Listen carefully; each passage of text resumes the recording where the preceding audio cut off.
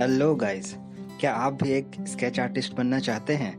क्या आप sketch artist बनने का तरीका सीखने में रुचि रखते हैं? क्या आप अपने ड्राइंग स्किल में सुधार करना चाहते हैं और अमेजिंग स्केचेस बनाना चाहते हैं? तो आपका इस वीडियो में स्वागत है। इस वीडियो में मैं कुछ स्टेप्स और टिप्स शेयर करूंगा जो आपकी स्केचिंग जर्नी शुरू करने में आपकी सहायता कर सकते हैं। So let's begin.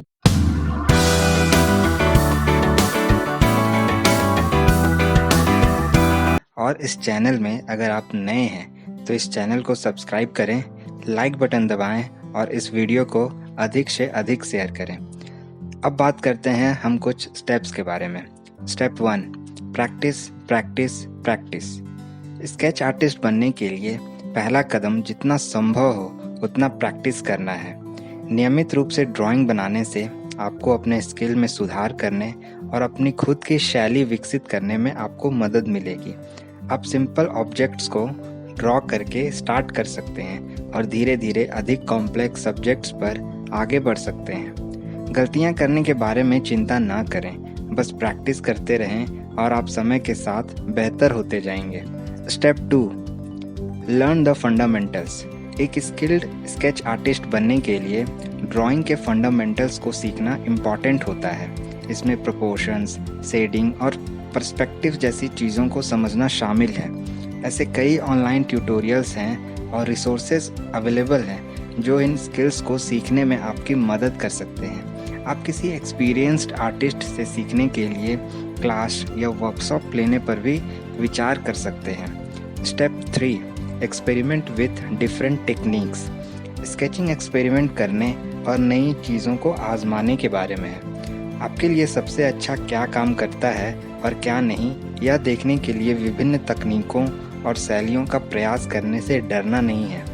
यूनिक और इंटरेस्टिंग स्केचेस बनाने के लिए आप विभिन्न प्रकार की टूल्स जैसे पेंसिल, पेपर और शेडिंग टेक्निक्स के साथ एक्सपेरिमेंट भी कर सकते हैं। Step 4, gate feedback and critic.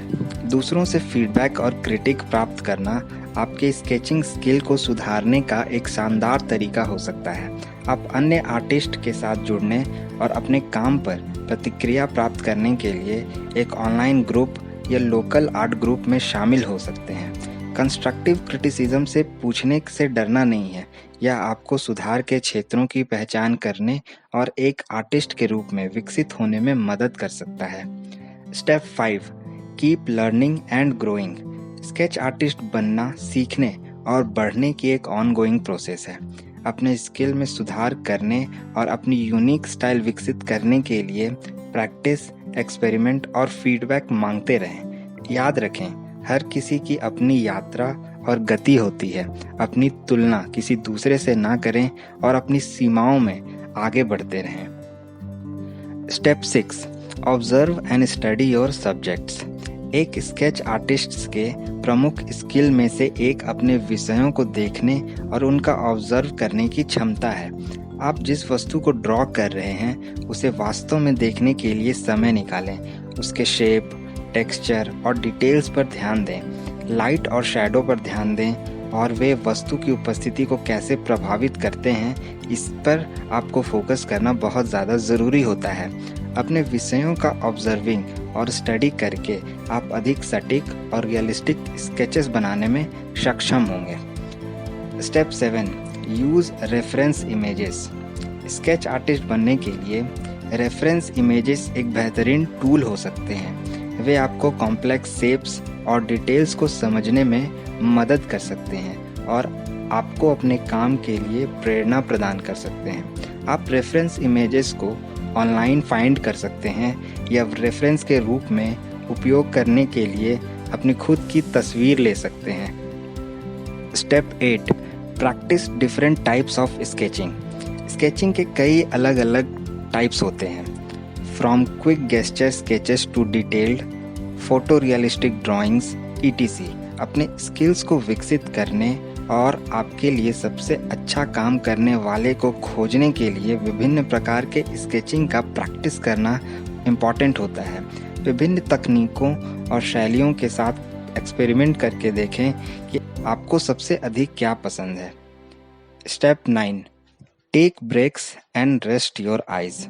Sketching से आपकी आंखों पर दबाव पड़ सकता है, इसलिए ब्रेक लेना और उन्हें नियमित रूप से आराम देना इम्पॉर्टेंट होता है। हर 20 से 30 मिनट में अपनी ड्राइंग को दूर रखें और कुछ मिनटों के लिए दूरी पर किसी चीज़ पर ध्यान केंद्रित करें। यह आँखों के तनाव को रोकने में मदद करेगा और आपको तरोताज़ा और केंद्रित महसूस कराएगा।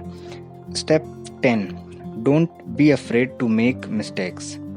अंत में याद रखें कि गलतियां करना स्केचिंग प्रक्रिया का एक स्वाभाविक हिस्सा है। यदि आपके स्केचेस पूरी तरह नहीं बनते हैं तो अपने आप पर बहुत कठोर ना हों। अपनी गलतियों को सीखने और सुधारने के अवसर के रूप में उपयोग करें। नई चीज़ों को आजमाने और जोखिम लेने के लिए खुद को आगे बढ़ाते रहें और आप जल्द ही एक स्किल्ड स्केच आर्टिस्ट बनने की राह पर होंगे। अब कुछ बात कर लेते हैं कुछ बोनस टिप्स के बारे में जो मैंने आपको स्टार्टिंग में ही बताया था, जिसमें पहला है पेंसिल, कागज़ और इरेज़र जैसी अच्छी गुणवत्ता वाली जो टूल्स होते हैं उनमें इन्वेस्ट करने पर विचार करें।